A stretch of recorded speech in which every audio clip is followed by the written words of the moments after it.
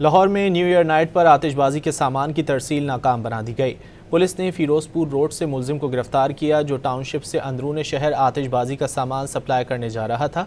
मुलजिम online order लेकर लाहौर शहर के मुख्तलिफ इलाकों में आतिशबाजी का सामान सप्लाई करता था। लाखों रुपए मालियत का सामान बरामद करके मुकदमा दर्ज कर लिया गया।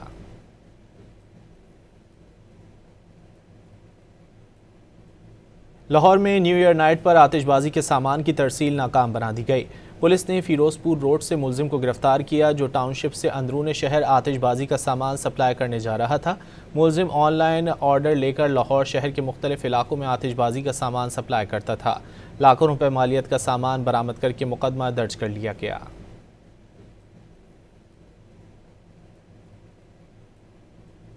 लाहौर में न्यू ईयर नाइट पर आतिशबाजी के सामान की तरसील नाकाम बना दी गई।